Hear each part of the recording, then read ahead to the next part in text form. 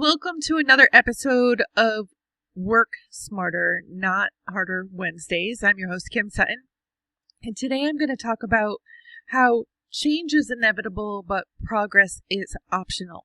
Today's topic is inspired by a sermon, and I'm just going to make sure I'm getting the pastor's name right.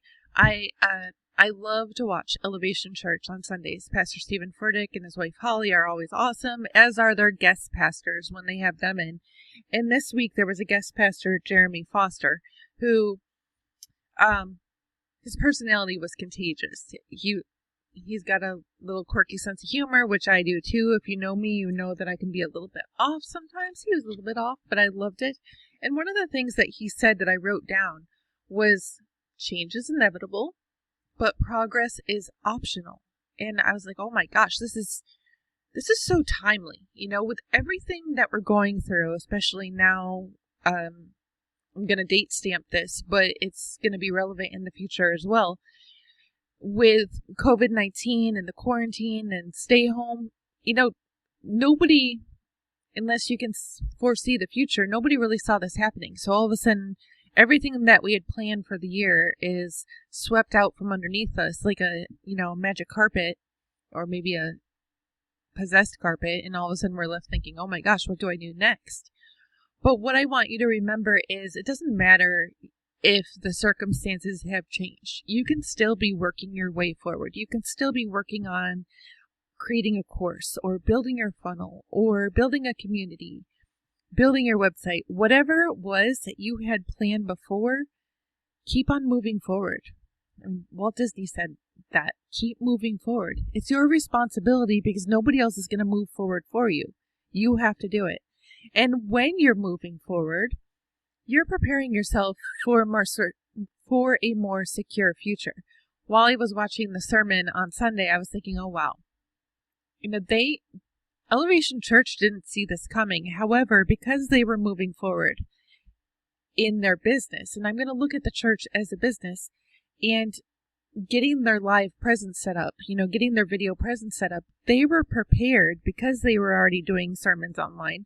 They were prepared to take it online when this whole thing happened. And that led them to be able to expand their congregation and their community as a result of this pandemic. So what are you doing right now to prepare yourself for whatever comes next? I'm not saying that there's going to be something as bad as the pandemic or worse. I mean, personally, I haven't gotten sick. Nobody in my family has gotten sick. So I haven't really been affected that much, except my kids' summer vacation started 2 months early, but it did take some adjustment. I paused recording the podcast for a while. I didn't have as many clients coming in, but even with that change, that inevitable change, I was still able to make progress because I pivoted. All of a sudden, I wasn't working on as much client work, so I was suddenly able to reclaim that time for myself and work on my own personal projects. And that's where a big win of this week came in. Last June, so June of 2019, I put out there to the community my Work Smarter, Not Harder challenge. In full transparency, I did not finish editing and posting all those videos until last night, and I am recording this on July 8th, 2020. So it's taken an entire year, over a year, to wrap this up, but I had to keep on making progress. Change happened 30 gazillion times in the last year. I never saw so many things that happened, good, bad, and ugly. Things came out of left field entirely. I got speaking engagements. I had clients from hell. I had awesome clients. I had awesome work come in. I had to deal with getting not so awesome work off my plate. But through all of that, I had to keep on making progress. So today, I want you to focus on what you can do to set yourself up for a prosperous future, whether it's prosperous emotionally, prosperous financially. Try saying prosperous 3 times fast. I'm not even going to try. I don't know if I can do it. But what can you do today? Just that one thing. What can you do today to set yourself up for a more prosperous future?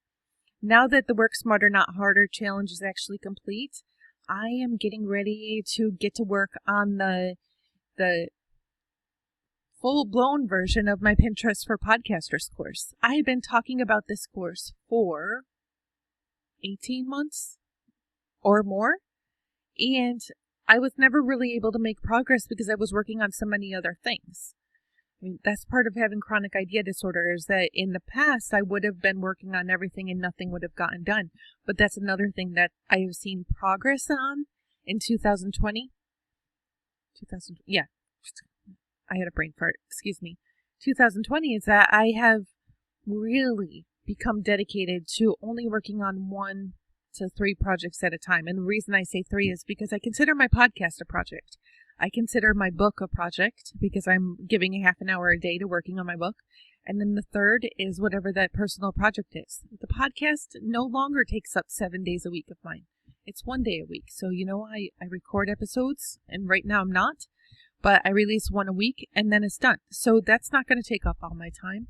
My book right now is taking up 30 minutes a day. I devote 30 minutes a day to writing my book, and by September 2nd, I'm committed to having that draft. So progress.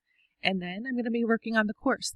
But what can you be focusing on? I want you to pick 1 to 3 things, and everything else has to stay outside of that. 1 to 3 things that you're going to be working on that will set you, your business, your family up for a more prosperous future. I would love to hear what those 1 to 3 things are. So either post them, wherever you're watching, whether it be on my site, if it's on Facebook, or if it's on YouTube, post down below what those 1 to 3 things are. And I would love to keep you accountable because I want to see you hit those goals. If you're working on too much, it's just like the internet bandwidth in my house. When my 5 kids and my husband and I are all using the internet, we're going to be branching out in too many directions, and we're each going to get like that much bandwidth for our internet, and then everything is going to take longer. The uploads, the downloads, everything is going to take longer. So rather than stretching out in 7 different directions, I want you to max it at 3. What are you going to take progress on? If you like this video, if you appreciated it, make sure to give it a thumbs up or like it. Leave a comment down below with what you saw or what you think is the most helpful. And make sure to turn on notifications so that you find out the next time that I'm live. And if you would like to get started in the 30-day free Work Smarter, Not Harder challenge, head on over to worksmarternotharderchallenge.com, or if you're on Facebook, type WSNH down below and you'll be signed up right away. Now, until Friday, when I come back for another Feel Good Funnel Friday video, go forth and make it a positive and a productive day.